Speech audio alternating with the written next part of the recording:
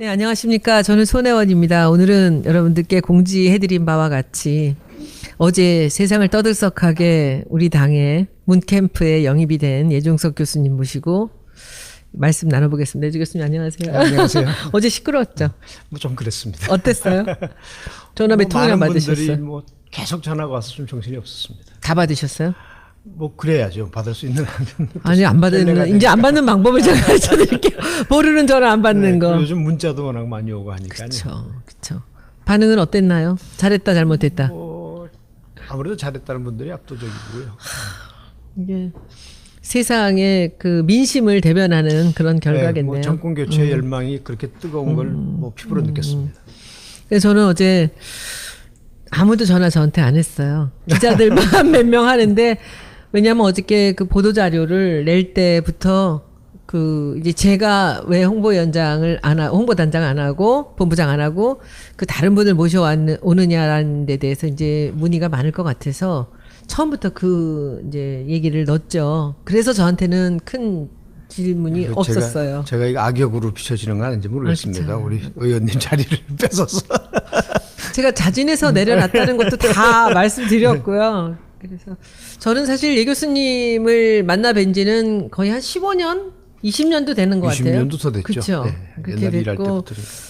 그리고 제 책에 2006년에 나온 그 브랜드와 디자인의 힘의 서문을 그 예 교수님이 써주셨어요. 굉장히 과격한 서문을 깜짝 놀란 서문을 제가 받아서 그 책에 이제 머릿글로 실었었습니다. 굉장히 오래됐는데 이제 실제로 일을 같이 해보거나 그런 적은 없죠. 뭐 했죠. 뭐 했죠? 옛날 대한폴프 때부터 올라가면 뭐 굉장히 옛날입니다. 그 옛날에 뭐 그런 것도 했었구나. 그때 스쳐서 또 뵀구나. 네. 그리고 또 경쟁으로 만난 적도 있어요. 소주. 네.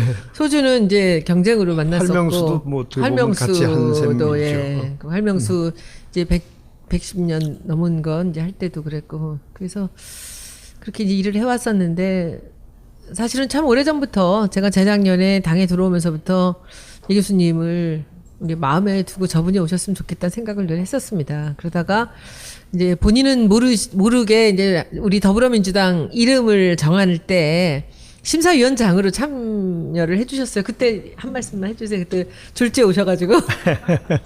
뭐 사실 당명을 바꾸는 것은 굉장히 중요한 일이죠. 근데 뭐 저는 사실은 우리 손 의원님이 관여를 하셨기 때문에 뭐 안심하고 있었습니다. 제가 뭐 가서 할 일이 뻔하다는 것도 알고 있었고, 그래서 제가 가서 그랬습니다. 어느 안을 미십니까? 제 첫 질문이었습니다. 그건 뭐 그 전문가의 식견을 제가 잘 알기 때문에 제가 할 일은 그 정하신 것을 밀어드리는 수밖에 없겠다. 그래서 위원장 일은 참 간단하게 끝냈습니다. 5가지 이름이 나왔는데 이제 그걸 이제 1차, 2차 해서 마지막 5 파이널이 나왔는데 그때 그 예 교수님하고 또 다른 분 2분 모시고 이제 마지막 의견을 묻는데 예 교수님이 위원장 하시자마자 대뜸 저한테 첫 질문이 미는 아니 어떤 겁니까? 이렇게 얘기를 하시더라고요. 그래서 그냥 솔직히 제가 더불어민주당입니다. 라고. 사실 아시는 일이지만 뭐 그 광고 세계에서는 그게 뻔한 이야기 아니겠습니까? 만드신 분이 다 미는 아니 속으로 있고 이제 뭐 들러리 아니랄까 그렇게 몇 가지를 보통 내놓는 경우가 많은데 사실은 그 만드신 분이 의도한 것을 골라드리는 게 가장 중요한 일이죠. 이걸 생각하고 만들어 놨는데 딴 걸 누가 선정하면 아주 난처한 일이 생기는 거죠. 보통은 그 과정에서 그 본심을 슬슬 드러내거든요. 근데 그때는 그냥 대뜸 그렇게 물으셔갖고 저도 그냥 대뜸 말씀드리고 그리고 하고 이제 진행을 했는데 그때 오셔서 이제 제가 우리 당에 들어온 줄은 알고 계셨죠. 그런데 그때 오셔서 저한테 첫 말씀 생각나세요? 여기서 어떻게 버티시냐고. 금방 나갈 줄 알았는데 어떻게 여태까지 있냐고. 아니 제가 손 의원님 성격을 아는데 그 동네 가서 참 금방 한바탕 하시고 그냥 돌아서실 줄 알았는데 아주 인내심을 많이 기르셨더라고 그 사이에. 그래서 제가 참 존경한다고 그랬습니다. 저 보자마자 어떻게 여태까지 이 자리를 지키느냐고. 근데 저는 을 생활만 했잖아요. 저는 걱정입니다. 이 교수님이 대선까지 잘 지키실까. 그래도 손 의원님은 갑 같은 늘 생활을 하셨지 뭐. 그러세요. 그래요. 40년인데 갑인 척하고 큰 소린 쳤지만 아주 서글픈 을로 저는 계속 살았었습니다. 그리고 워낙 실력이 있으시니까 사실 무슨, 그 을이라도 값성 을이죠. 근데 그런 것 같아요. 일을 오래 하다 보니까 이제 제가 나이가 들어가면서 또 여성이고 나이가 들어가면서 그 제 확신이 생기면서부터 사람들 설득을 더 잘하게 된 것 같아요. 제 확신이 없을 때는 사람들 상대방 얘기들을 더 많이 듣고 더 많이 흔들리고 그랬었는데 그때부터 좀 낮았었는데 하여튼 저는 그 예 교수님 모셔오니까 정말 천군만마를 얻은 것 같습니다. 그래서 아이고. 너무 감사하고 일단 우리가 이 선거 마케팅 얘기 들어가기 전에 그 문 대표님하고 인연이 있으시다면서요? 그 문 대표님이 부산 영도에서 자라셨어요. 그래서 뭐 저도 고향이 부산 영도고. 영도세요? 네네. 그러시구나. 전에 뵀을 때 그 저희 아버님 이야기를 하시면서 저희 아버님이 그 동네에 도서관을 옛날에 만드셨는데 60년대 본인이 그 도서관에서 공부를 하셨노라고. 아 그래요? 네, 그래서 그 도서관에서 공부했던 분들이 지금도 모이는 모임이 있다는 이야기를 도서관 하셨어요. 이름이 뭐예요? 영도 도서관이죠. 근데 그게 뭐 이제 그 5.17 나고 막 그 정부가 탄압을 시작하고 사실 도서관이 그게 그 민간 도서관으로서는 아마 우리나라에서 최초로 세워진 건데, 예, 사제로 이제 만든 도서관이죠. 꽤 큰 규모의 도서관입니다.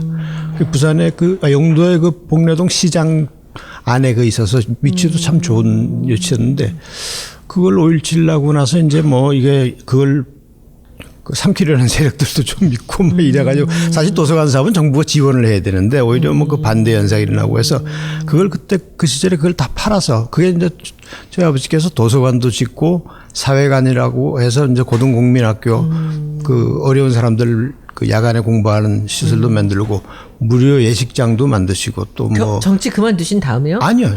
정치 할 때. 그리고 무료 타가소도 만들고 그리고 유치원도 여러 군데를 운영을 하셨어요. 근데 그게 이제 이래저래 탄압을 받으니까 그걸 다 팔아서 이제 장학회를 만드셨는데 이제 그 장학회가 지금까지 이어오고 있습니다. 제가 거기 이사장을 맡아갖고 있는데 그 영도 유경회라고 해서 지금까지 장학 사업을 하고 있는데 요즘은 좀 어렵습니다. 왜냐하면 이게 그 재단도 좀 말하자면 그 규제를 많이 받아가지고 그 부동산 같은 걸 하거나 부동산을 사게만 했더라도 그 상당한 돈이었어요. 40년 전으로 따지면 그때는 뭐 재벌들도 그렇게 큰 재단을 만들지 못할 때인데 그 원금이 지금 그대로 있으니까 요즘 이자 수입이 거의 없지 않습니까? 그래서 그 장학 사업이 상당히 좀 어렵습니다. 또 혹시 강의를 받아갖고 거기에다가 예 교수님 되시는 건 아니에요? 근데 저희 아버지께서 좀 독특한 면이 있으셔서 경비를 전혀 안 쓰세요. 그래서 그 호주머니 돈으로 이제 필요한 경비는 다 쓰시고 그래서 뭐 저희들이 용돈 좀 드리면 그거 다 글로 들어가는 거죠. 근데 저 아버님 몇 번 뵌 적 있어요. 아버님도 엄청난 식도락가시고 그 너무 품이 있고 멋지세요. 이 교수님보다 훨씬 인물이 좋으세요. 그죠? 그거 맞죠? 진짜 멋있으신데 이 옛날부터 그 고서화나 골동품들 컬렉션으로 그 옛날부터 하셨고 그래서 제가 굉장히 아주 존경하고 그래서 가끔 뵀었는데 그 정치를 못하게 하셨다라는 얘기를 들었었는데 이번에 어떻게 반응을 하시던가요? 미리 말씀하셨어요? 아니면? 말씀은 뭐 안 드릴 수는 없으니까. 근데 그동안도 사실은 정치를 못하게 하시고 저 자신도 사실 정치에 조금 혐오가 있었습니다. 뭐 예를 들자면 아는 정치인들이 꽤 있지만 어디 모임 같은 데 가서 국회의원이 저기서 오면 저는 자리를 쓱 피하고 좀 그런 손 의원님은 함께는 그러지 않습니다만 좀 그런 경향이 있어요. 그 이유가 뭐냐면 이제 저희 아버지가 정치를 오래 하셨고 또 정치 때문에 고생을 많이 하셨고 그로 인해서 이제 저희 집에 드나들던 많은 정치인들 운동권 인사들을 이렇게 지켜보면서 그 사람들이 일관되게 행동하는 분들이 별로 없더라고요. 그리고 이제 이제서 공감하네. 내가 그걸 많은 사람들이 그 이속을 찾아서 이리 갔다 저리 갔다 이리 갔다 저리 갔다 하는 모습을 보고 아유 저 동네는 제가 가까이 갈 데가 아니다 그런 생각도 있었고 또 저희 아버지가 정치를 통해서 너무나 많은 어려움을 겪었습니다. 뭐 이 자리에서 그 부모님 이야기를 하는 게 적절한지 모르겠습니다만 그 워낙은 이제 공화당 때 그 박정희 대통령한테 발탁이 돼서 정치를 시작하셨는데 30대 국회의원이 되셨는데 뭐 그 당시로서는 정치적으로 좀 운이 좋으셨고 또 역량도 있었으니까 그랬겠지만 37세에 그 집권당 사무총장이 되셨어요. 공화당. 예. 그 당시에 사무총장은 요즘 사무총장보다 조금 권한이 더 있었던 것 같습니다. 그때 당의 서열 3위고 또 그 대단한 아마 그 권한 행사를 하셨던 것 같아요. 근데 그러다가 1969년에 삼선 개헌을 이제 박 대통령이 하려고 하니까 거기에 뭐 결연히 반대하고 나섰죠. 그래서 뭐 그때 많은 분들이 반대를 시작했는데 결국은 다 설득당하고 회유당하고 마지막에 이제 세 분만 그 반대를 했습니다. 정구영 선생님까지 하면 네 분인데 뭐 그 이후에 이제 고난의 세월이 시작된 거죠. 근데 그래서 고난의 세월을 겪으시다가 또 유신이 나니까 바로 유신 반대 성명을 냈습니다. 뭐 그 당시에 그 엄혹한 상황에 유신 반대 성명을 내서 그게 신문들 일면에 나니까 뭐 정말 집안은 풍지박산이 된 거죠. 그래서 이제 사실 저희 아버지가 정치적으로는 보면 세속적인 의미에서 정치인으로서는 성공을 못한 겁니다. 왜냐하면 그 친구분들 중에 비슷한 시기에 정치를 하고 또 같이 뭐 친하던 분들이 7선, 8선 하는데 저희 아버지가 평생에 3선을 하셨는데 그것도 마지막에 한 번은 10년 만에 정치권에 들어가셨다가 5.17 나는 바람에 한 1년여 만에 감옥행을 하셨으니까 뭐 국회의원 한 게 아마 10년도 채 안 되는 거죠.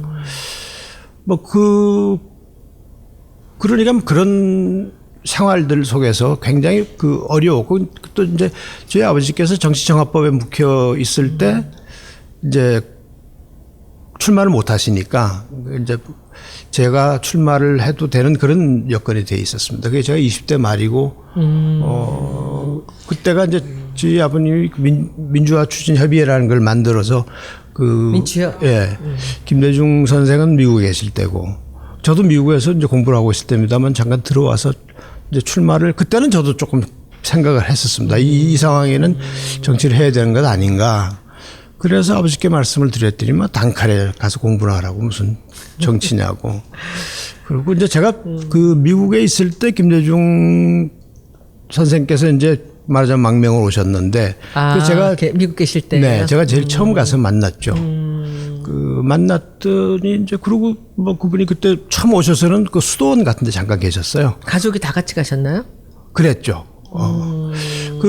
그래서 조금 있다가 이제 정리가 돼서 그 알렉산드리아에 집이 이제 마련이 돼 있어서 또 거기를 갔더니 이제 그래서 그분이 그때 에드워드 케네디 상원의원이 그분을 참 환대를 했습니다. 그래서 그 캡itol 힐에 모셔서 뭐 연회도 열어주고 이제 대담도 하시고 그럴 때 제가 따라가서 이제 배석도 하고 뭐 이제 그런 일들이 좀 있었는데 그 당시에 이제 그 미국에서 그 김대중 선생님을 보좌하던 분 중에 한 분이 지금은 자유총연맹에 가 계신 김경재 선생입니다. 네.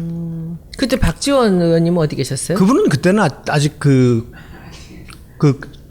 근처에 못 왔고 그때는 그분은 뉴욕에서 사업을 하고 계셨죠. 그리고 이제 한참 있다가 뉴욕이에요? 그분 뉴욕에서 맞아. 뉴욕에서 아마 무슨 그러니까 초기 당시 가발 관계 사업인가를 하셨던 분이죠. 예. 관계가 아니고 가발 사업이죠. 네.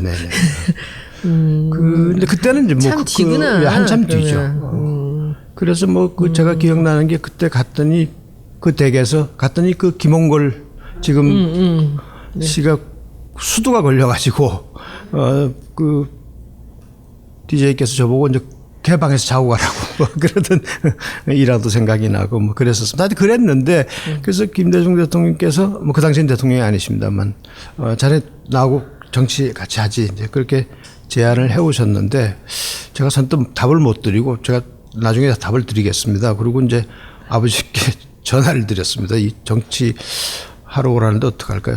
쓸데없는 소리 하지 말고 공부나 하라고. 그래서 제가 어릴 때부터 좀 말썽을 많이 피우고 그래서 제 아버지는 제 얼굴만 보면 공부 좀 해랍니다. 전에 제가 인터뷰에서도 그런 이야기를 한 적이 있는데 제가 옛날에 군에 해병대에 있을 때인데 휴가 나왔는데 복도에서 집에서 이렇게 마루에서 마주치니까 공부 안 하나. 그랬었어요.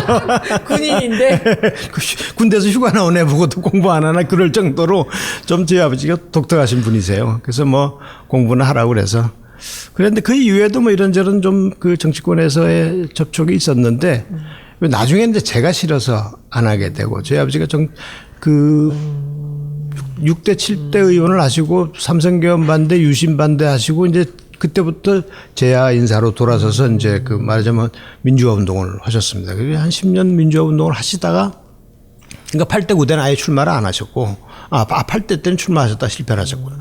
그리고 이제 10대 때 무소속으로 출마를 했습니다. 그게 이제 말하자면 제야 운동권 대표로 격으로 출마를 했는데 그 선거는 참 가장 어려웠던 선거입니다. 선거 개시되자마자 운동원들을 다 잡아가 버렸어요. 그래서 저희 아버지하고 그때 몇 학년 때, 몇 살 때셨어요? 그때가 제가 그때 아마 대학 교수가 됐을 때일 겁니다. 아직 친구나. 그게 아닙니다. 접대합니다. 제가 20대 때입니다. 미국 가기 전이네요. 제가 결혼하던 무렵이니까 뭐 그 직후에 결혼을 했으니까 그게 78년인가 선거인데 아무튼 그 선거 때는 저희 아버지하고 저하고 손잡고 그냥 동네를 걸어 다녔어요. 유세로? 운동원들은 다 잡혀가고 그 위협을 하고 하니까. 근데 뭐 그때 기적적으로 당선이 되셨죠. 영도. 네, 부산 영도구나. 영도입니다. 맞아. 그랬는데 이제 그러고 바로 5.17이 나고 그때 제 아버지가 이제 무소속이지만 이제 제야 대표였고 그러다 나중에 이제 그 시민당에 입당을 하게 되죠. 그 야권 무소속들을 이끌고 이제 그러자마자 바로 그때 야권 무소속이 누구였어요? 그때 아마 제 기억에 오세흥, 한병채 뭐 그런 분들로 기억합니다.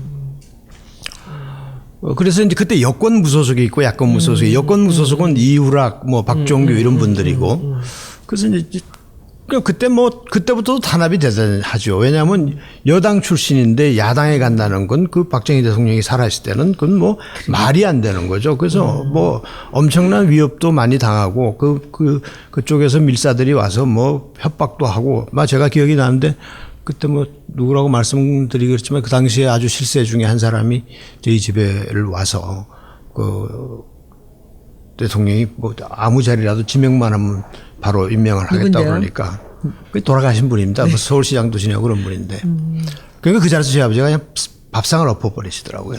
이놈 자식 어디서 와서 못된 수작을 하느냐고. 근데 그러고 아무 자리나 다 원하면 주겠다고 회유를 하는데. 그러고는 이제 바로 야당에 입당을 했으니까 그 당시로서는 좀 상상할 수 없는 일이죠.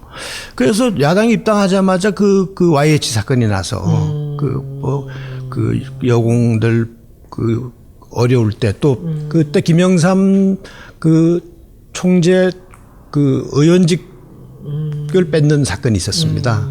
그러니까 그때는 야당 내에서도 사실은 뭐 사쿠라들이 난무하고 그러던 시절인데 지금 그 이야기하면 좀 곤란해할 분들이 있을 것 같아서 뭐 자세한 이야기는 안 하겠습니다만 그래서 저희 아버지하고 그 당시에 최형우 의원이라고 아주 그 돌쇠 같은 분이 있죠. 그 최영우 의원이 사실은 저희 외삼촌 친구기 때문에 저희 아버지 보고는 아주 존대를 깎듯이 하고 젊어서부터 저희 집에 드나들고 그랬던 분이라 그 두 분이 같이 김영삼 총재 지지 서명을 받으러 다녔습니다. 그러니까 그때 결국 의원직을 뺏겼죠. 거의 정치사를 그냥 꿰뚫으시는데 주진영 선생보다 더 정치를 옆에서 보셔서 그 이야기가 너무 삼천포로 빠졌네요. 이거 삼천포로 오르르 빠지는 얘기예요. 하여튼 근데 그걸 다 알고 계시겠네요. 어려서부터. 그렇죠. 제가 본 사실이니까요. 그리고 뭐 그 현장에 제가 있었고 뭐 예를 들어서 삼성계엄 반대할 때는 뭐 이우락 신이 박종규 신 이런 사람들이 우리 집 대문을 계속 두드립니다. 근데 아버지는 없다 그래라 그러고 이제 지하실에 숨어 계시고. 어디 부산에 서울에? 서울이죠. 서울에. 그 69년이니까. 근데 이제 그때 국회를 숨어서 들어가셔야 되는데 제가 지금도 잊어버리지 않는 기억이 변장 좀 하게 어디 가서 안경 좀 사갖고 와라. 그래서 제가 그 종로통에 나가서 안경을 사다 드린 기억이 납니다. 그래서 그 재산별관에서 이제 날치기 통과를 하기 직전인데 저희 아버지는 야당 의원들하고 같이 국회 본관, 국회라는 게 지금 서울시 의회 자리입니다. 네네네. 거기에서 이제 자리 펴고 농성을 하고 계셨죠. 그러다가 이제 재산별관에서 날치기 통과를 한 겁니다. 그러니까 뭐 그 당시라는 요즘 분들은 그 당시 상황이라는 걸 상상할 수가 없습니다. 박정희 대통령 생전이고 또 그때 뭐 삼성계엄 반대 좀 이따 유신을 하게 되고 정말 뭐 사람들을 뭐 샅샅이 잡아들이고 하는 그 계엄 그 유신 뭡니까 계속 1호, 2호, 3호 뭐 발표하면서 사람들 많이 잡아가고 그랬던 시절이죠. 하여튼 그랬는데 그 옛날 그 60년대 그 저희 아버지가 만드신 도서관에서 그 문 대표께서 공부를 하셨다는 이야기를 듣고 그래서 제가 중학교도 같은 학교 다니시지 않았나요? 예, 제가 보니까 저보다 학번이 하나 빠르시더라고요. 제가 이제 경남중학을 그 입학을 했는데 그것도 좀 사연이 있습니다. 6대 국회의원 선거가 제 초등학교 4학년 때인 1963년에 이제 돼서 당선이 되셨는데 저희 아버지가 선거에 나가서 공약을 그 동네 분들한테 뭐라고 그랬냐면 국회의원들이 당선되면 다 자식들 데리고 서울 가는데 난 내 애는 남겨놓겠다 이러신 거예요. 저는 지금 생각해 보면 참 엉뚱한 공약을 하신 거죠. 그래서 그 초등학교 4학년짜리가 저 혼자 거기 하숙하고 부산에서 있었습니다. 다 서울 가고 큰아들 하나만 남겨놓고 네, 그 동생들 다 서울 가고 그랬는데 이게 참 난감한 상황이 벌어진 거죠. 근데 중학교 때가 돼서 제가 그때는 공부를 잘했습니다. 그래서 당연히 서울 가는 걸로 생각했는데 야, 넌 중고등학교 여기서 다니라. 부산에서 다니라는 거예요. 그래서 제가 경남중학을 그때 입학을 했는데 그러고 뭐 한 학기 만에 말썽부리고 사고치고 농성하고 그래서 이제 결국 서울로 전학을 하게 됩니다만 66년도에 이제 그 경남중학 입학을 하게 됐습니다. 근데 그 따져보니까 그 문재인 대표께서 저보다 한 학년 선배시더라고요. 네. 그리고 중앙중학교로 오신 거예요? 네네네. 더 안 좋은 학교로 가신 거예요? 중앙중학도 뭐 명문이죠. 그래도 경남중학교가 더 좋은 게 아니에요? 나 또 어디서 댓글에서 혼나겠다. 여기 질문이 긴급 질문이 와서 해병대 몇 기냐고 그러시는데요? 261기입니다. 그래서 이제 앞으로 그 우리 정치사를 꿰뚫는 이제 여러 가지 말씀들 하실 기회는 많이 있을 것 같고요. 이제 오늘 제가 예 교수님 모셔서 이제 하려고 했던 일은 선거 마케팅입니다. 이 교수님은 원래는 경제학 전공하신 걸로 아는데 대학원에서 네, 그 학사 석사를 경제학을 하다가 그 이제 박사 과정에 갈 때 이제 경영학으로 바꿔서 다시 경영학 석사를 왜 하고. 그러셨어요? 그게 또 사연이 좀 있습니다. 제가 이제 석사학위를 마치고 서울에 돌아왔을 때가 저희 아버지께서 감옥살이를 이제 중간에 그때 이제 12년형을 받고 그 감옥에 계셨는데 그 김대중 내란 음모 사건이죠. 근데 제가 석사를 마칠 때 마침 이제 가출소를 하셨어요. 그래서 옳다구나 하고 제가 공부하기 별로 좋아하지 않거든요. 그래서 잘 됐다. 이제 공부 너무 많이 했다. 그러고 이제 돌아왔더니 저희 아버지가 야, 요즘도 이거 가짜 학위 주는 데가 아니야. 너 가서 공부 좀 더 하고 와라. 가짜 학위.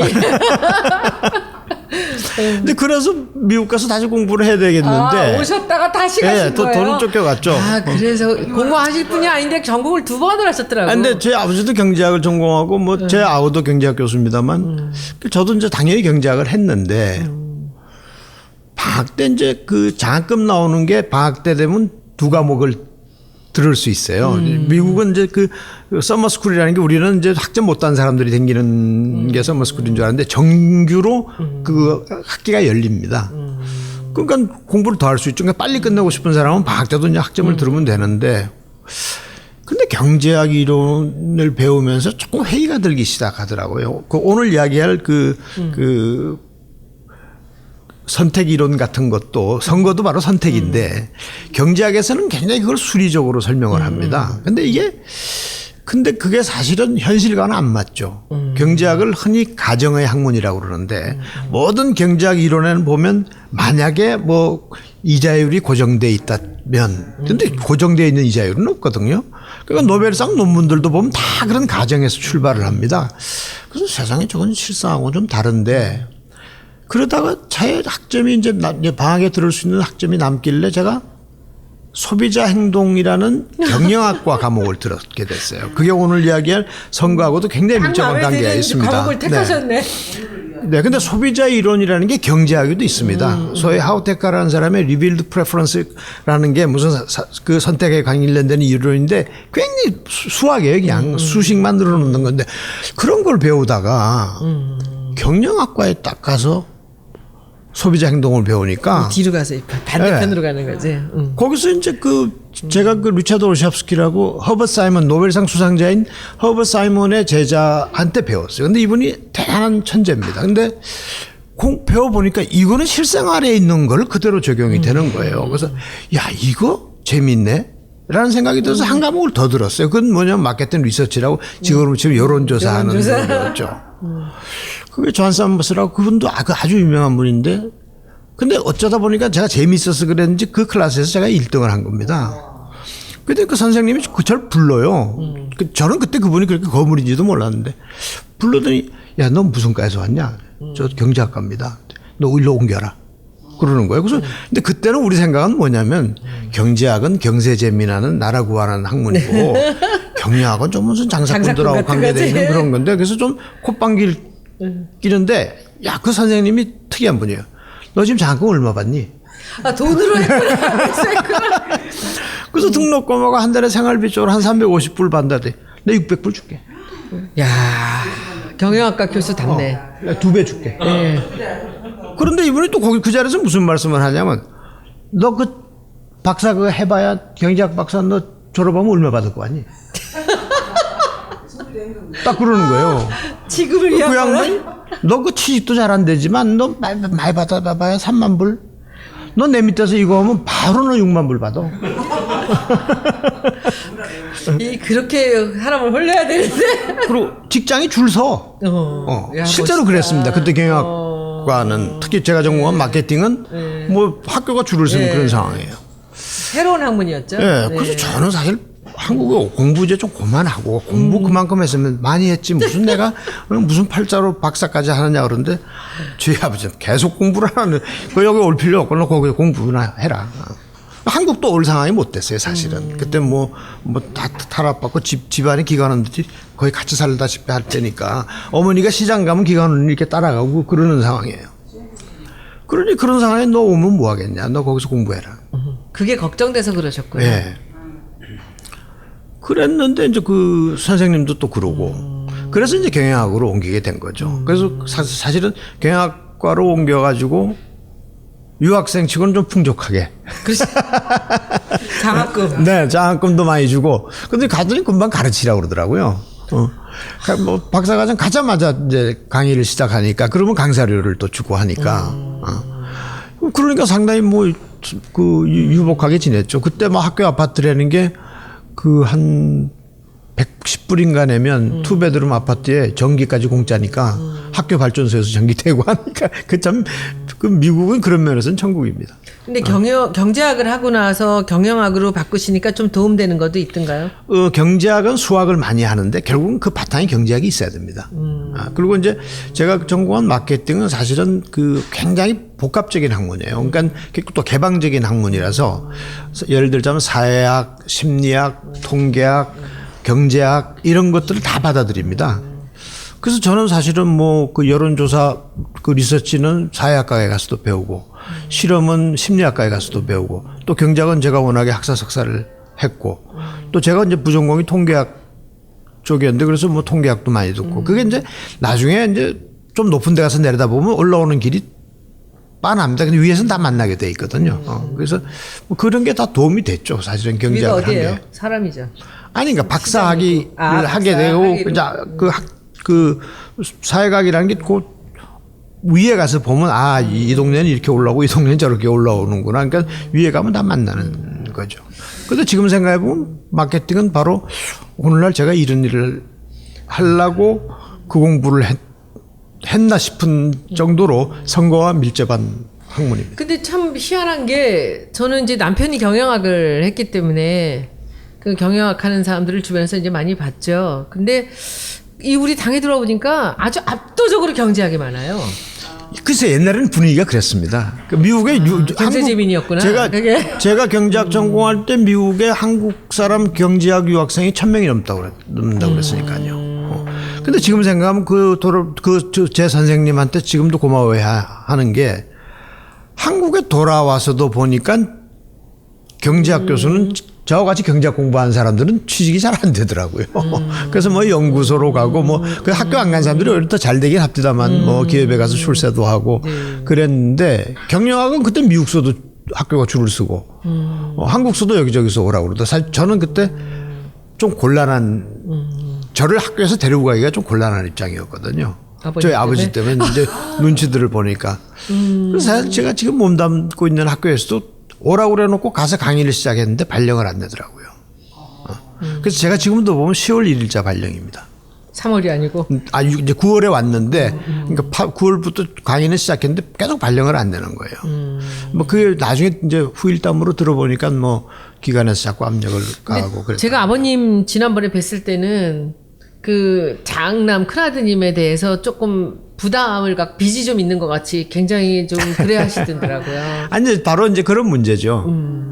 그, 어릴 때 고향에 붙들어둔 거. 그게 사실은 그때 뭐 공부도 좀 잘하고 하는 사람들은 아니 말은 제주도로 사람은 서울로 하는 판에 지금 그냥도 서울에 유학을 보내는 판에 거기다 묶어놨으니까. 그때부터 어깃장을 놓고 공부 안 하신 거 아니에요? 그 말씀을 많이 부렸죠 제가. 그래서 제가 혼자 있으니까. 제가 아주 유명한 말씀 구레기입니다. 깡패 아니셨어요? 그렇게 직설적인 말씀으로. 제가 당에서 이렇게 직설적으로 얘기하면 혼나. 주먹을 좀 쓰신 거구나 그러면. 그래서 아마 지금도 아마 누가 이 방송을 들으면 제가 왜 저기 있지 영도에서 놀던 애가. 아니 뭐 영도뿐만 아니라 서울에 와서도 학교에서 아주 제가 유명한 그 중고등학교 때 뭐 그랬었습니다. 중앙에도 뭐 경기 세븐 같은 이런 거 있었어요? 거기는 걔들하고 상대가 안 되는 약하죠. 거구나. 제가 게다가 뭐 태권도 선수도 하고 그래서 이게 좀 태권도 하셨어요? 뭐 그랬었습니다. 그러니까 몇 단이세요? 뭐 그런 건 좀 따질 꼴라고. 근데 태권도는 저는 몰랐는데 스키는 거의 국가대표보다 더 잘 탄다. 요즘에도 겨울이면은 이것 때문에 이제 망했습니다. 망해서 이제 못 가요. 저는 2년 동안 골프를 한 번도 못 쳤습니다. 이제 끝입니다. 저는 골프는. 근데 제가 늘 배 아팠어요. 겨울이면은 뭐 제가 홋카이도 가는 것까지는 제가 이해가 되는데 막 스위스 스키 타러 가시니까 내가 너무 배 아파서 교수가 무슨 돈 있다고. 방송에서 제가 골프 안 치고 제가 골프는 한 20년 전에 그만뒀거든요. 그 대신 스키 타시는군요. 적금 들어서 스키 타는 거죠.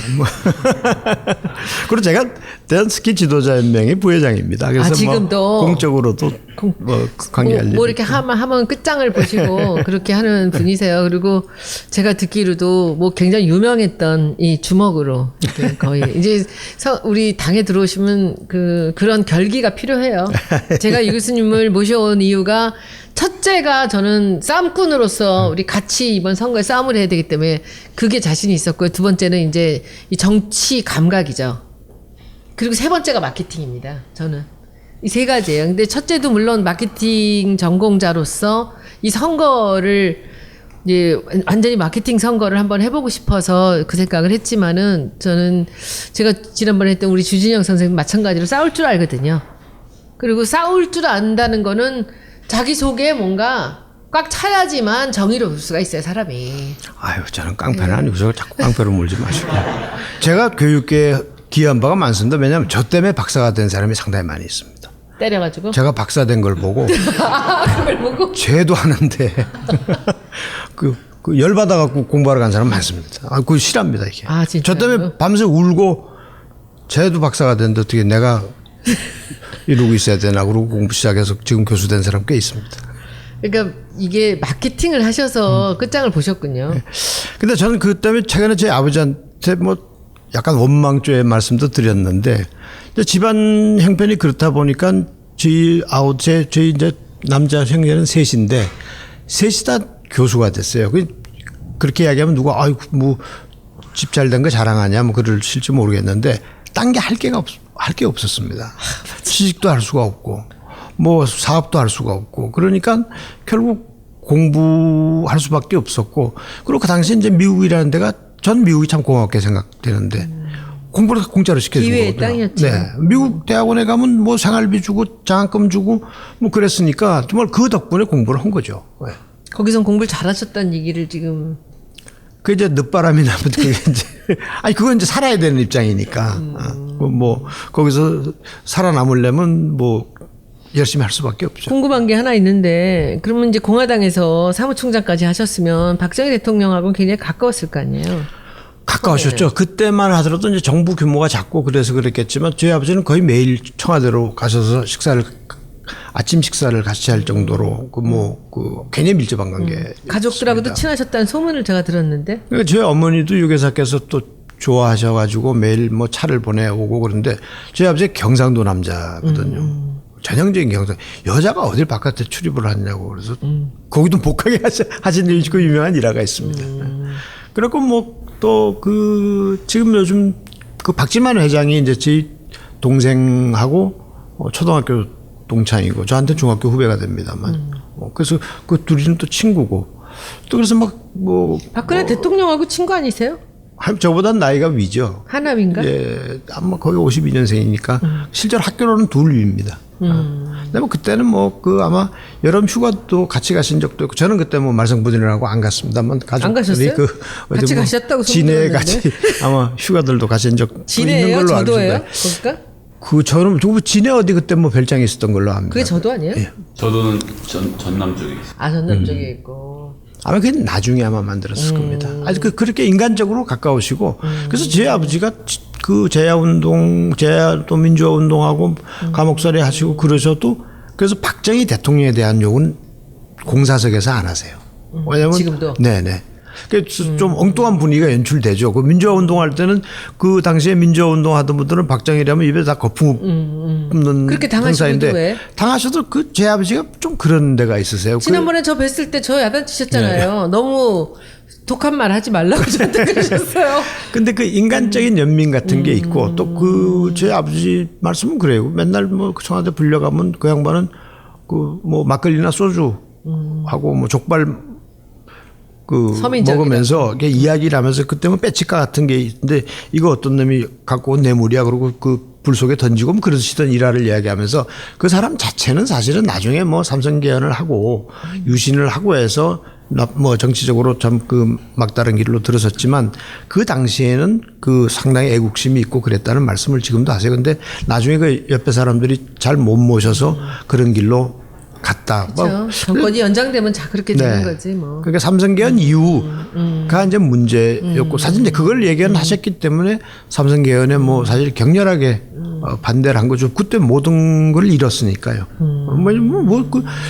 저희 집안이 꽤 큰 사업을 하던 집안인데 그 사업도 이제 다 결국은 놓치신 셈이 됐고 또 일가 친척들이 그렇게 좀 경제적으로 조금 여유롭게 사는 분들이 없습니다. 근데 이제 마지막으로 하나만 더 여쭤보고 이제 오늘 본론으로 들어갈 텐데, 근데 저 참 뜻밖인 게 그때 어떻게 이렇게 그냥 단칼에 자르고 정치권에서 손을 떼실 수가 있을까요, 그 아버님이? 일체 그 다음에 아무 공직도 안 하시고 아무 쪽에도 관여를 안 하셨어요. 아버지가 좌우명이 사람이 물러설 때를 알아야 된다라는 건데 제가 옆에서 봐도 존경스럽습니다. 왜냐하면 그렇게 6, 7대 국회의원을 하고 삼성개헌 반대하고 유신 반대하고 10년을 민주화 운동을 했습니다. 그리고 이제 10년 만에 겨우 국회로 다시 10대 이제 6, 7대하고 8, 9대 쉬고 10대 들어가셨는데 그때 바로 이제 5.17이 나거든요. 근데 그러고서는 이제 감옥에서 나오셔갖고 민주협은 지지. 감옥을 2번 가신 거예요, 그러면? 아니죠. 김대중 내란 사건이 김대중 내란 음모로 이제 가신 거죠. 그때가 가신 거죠. 박정희 대통령이 묘한 데가 있어서 유신을 반대하고 했는데도 제 아버지에 대해서는 손을 안 댔습니다. 기관원은 붙여도. 네네. 이제 구속은 안 했고 서로 왜냐면 서로 좀 이렇게 인간적인 이제 그런 게 있고 있으셨구나. 10살 위니까 그냥 형님 같은 그런 거죠. 이제 그러다가 10년 만에 이제 국회에 돌아왔는데 그리고 5.17이 나서 이제 김대중 내란 음모 사건으로 구속이 됐습니다. 그리고 이제 2년여 사시고 출소를 해가지고 그때부터 더 격렬한 이제 민주화 운동을 하신 거죠. 그때도 사실 전두환 정권 측에서 회유가 많이 들어왔었습니다. 근데 밥상 없는 걸 제가 여러 번 봤으니까요. 이제 회유하러 온 사람들이 와서 이런저런 제안을 하고 감옥에 계실 때도 이것만 하나 자기 이제 지지만 해주면 큰 자리 구체적으로 말씀드리긴 그렇습니다만 하여튼 아주 큰 자리 산부 요인 중에 한 자리도 주겠다는 식으로 제안을 했는데 콧방귀도 안 끼고 그래서 독방에서 쭉 계시다가 이제 출소를 하셨는데 그리고 이제 민주화 추진 협의회를 만드셨죠. 그건 저희 집 안방에서 만들어졌습니다. 왜냐하면 김대중 선생은 미국에 계시니까 이제 김대중 선생의 대리인 역할로 저희 아버지가 지명이 되셔서 이제 김영삼 나중에 대통령이 되시지만 그 측과 이제 그 민추협을 만들었죠. 그리고 이제 민추협 부의장이 되고 그랬는데 이제 그 양김이 대립을 하기 시작한 겁니다. 그래서 이제 그렇게 되니까 제 아버지를 놓고 그 재밌는 일인데 이제 서로 김영삼 측과 김대중 측이 서로 대리인을 내야 되는데 두 분이 같은 이름을 써낸 거예요. 예춘호. 예. 왜냐하면 김영삼 씨는 젊어서부터 친구고 또 구가 영도하고 그 서구가 붙어 있습니다. 그치. 그러니까 젊어서부터 고향. 너무 잘 아는 뭐 나이도 뭐 김영삼 대통령이 한 살 아래일 거고. 그러니까 사실 뭐 당연히 그 당시의 분위기로는 경상도 사람이 경상도 사람을 지지하는 게 당연하다 생각했는데 저희 아버지가 김대중 대통령을 지지를 한 거죠. 왜냐하면 민주화 운동 측면에서 보면 이 사람이 더 기여한 바가 크고 또 이 길이 맞다. 그래서 이제 그 김대중 대통령을 지지하고 그 바람에 더 탄압을 받은 거죠.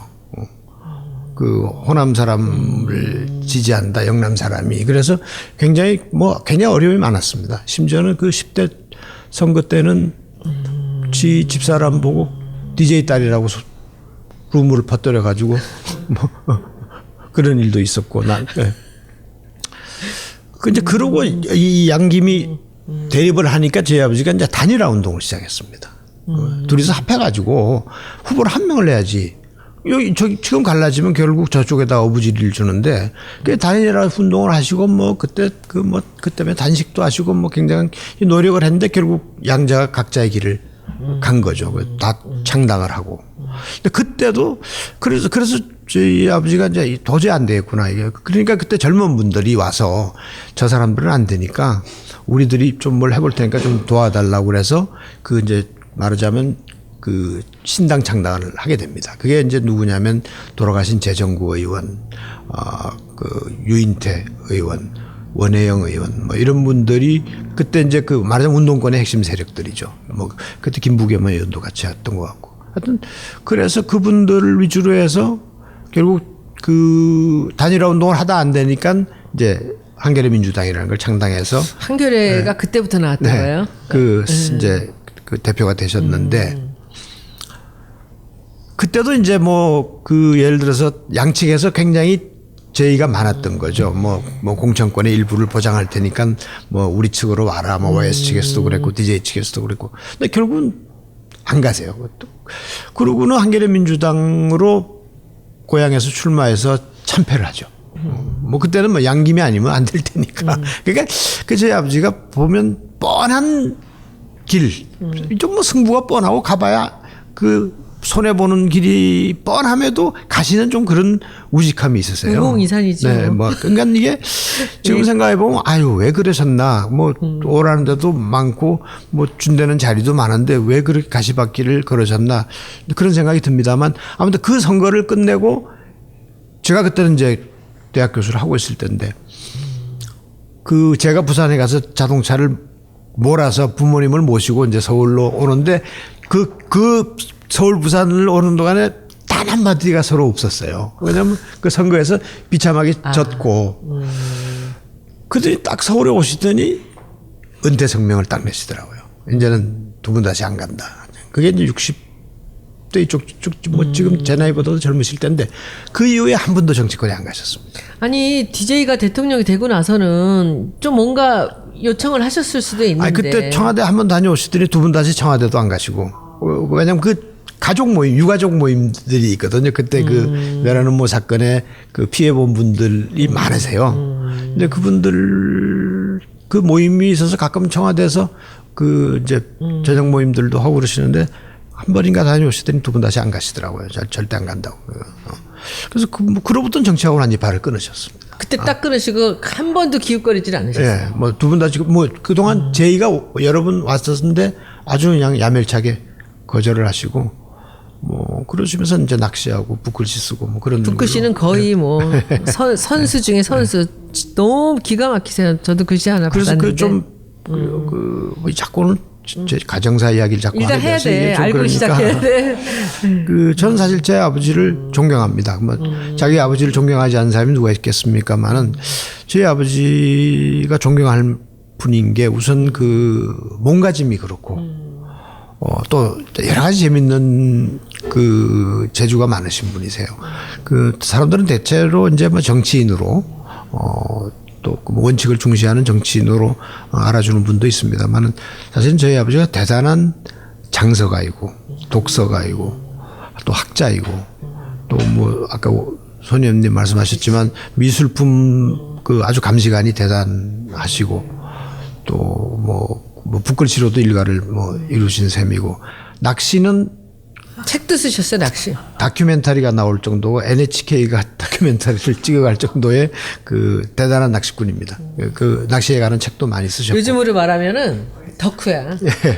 뭐 하나 하시면 그리고 끝장나는 저희 아버지가 이제 난을 키우시면 그 난에 대한민국 1인자가 되도록 온 집안을 난을 또 양난으로 바뀌시니까 또 양난으로 그다음에 또 선인장을 키우시면 온 집안이 선인장 되고 전문가가 되시고 그리고 이제 그 수목 나무를 키우시는데도 아주 일가견이 있으세요. 그리고 이 조경하는데도 굉장히 일가견이 있고 그게 지금 말씀드리는 게 그런 취미 수준이 아니고 다 그 전문가 같은 프로의 수준입니다. 그리고 이제 그 예를 들어서 청전 이상범 화백 같은 분은 젊으실 때부터 그분을 알아보셔가지고 그분이 어려울 때 뭐 생활비도 대드리고 뭐 그림도 많이 사드리고 그래서 한동안은 제 아버지가 청전의 최고의 콜렉터로 알려져 있었고 그분의 도록을 저희 집에 있는 그림만으로 만들 정도로 대단했는데 이렇게 이야기하면 이제 그게 돈이 나중에 돼서 큰 돈이 있는 줄 아는데 그걸 다 중간에 없애셨어요. 정치에 다 들어간 거 아니에요? 근데 제 아버지가 없애면 그냥 또 돌아보지도 않으시고 뒤돌아보질 않으시고 다 없애시니까 지금 생각하면 아주 참 그 벼루도 분합니다. 우리나라 최고의 벼루 컬렉터세요. 저도 하나 주셨는데 그 벼루가 전부 다 그 단계석 중국에 너무 유명한 그 벼루들 굉장한 분이세요. 제가 몇 번 뵀지만 뭐 그 내공이 뭐 하나 하시면 그냥 끝장을 내서 끝까지 다 하세요. 그러니까 그 예 교수님이 그 스키 타시고 이렇게 뭐 하나 이 음식은 또 어렸을 때부터 맛있는 거 많이 먹어봐야 알거든요. 근데 그래서 하여튼 저는 예춘호 교수님을 전혀 오늘 같은 날을 생각하지 않고 예춘호 박사님을 그 예 교수님을 뵙고 그리고 이제 아버님을 한번 뵙자고 해서 제가 몇 번 뵀죠. 근데 지금도 91세 되셨는데 정정하세요. 어머님도 정정하시죠? 예. 참 얼마나 복입니까? 그렇죠? 그래서 이제 이렇게 우리가 40분 동안 그 예종석 교수님과 이제 예춘호 박사님 아버님 말씀을 드렸습니다. 왜 제가 이렇게 길게 이 말씀을 여쭙느냐 하면은 그 정치적인 감각의 얘기를 해드리고 싶어서입니다. 그 보통은 정치권에 들어온 사람들이 이제 정치에 대해서 많은 공부를 하고 경험을 하고 이렇게 들어오지만 이 예 교수님은 한 번도 정치권에 그 뭐 눈도 한 번 흘낏 정도 본 적도 없이 살아오셨는데 이 정치의 판을 다 알고 계세요. 그 아버님하고 어렸을 때 알았던 그런 이제 경험들이 지금까지 이렇게 오시는 걸로 알고 해서 저는 그 정무적인 감각 그리고 정치권의 그 역사라든지 그 DNA가 있거든요. 이제 그 부분을 잘 아시기 때문에 아마 이번 선거에서도 많은 도움을 주실 거라고 생각을 합니다.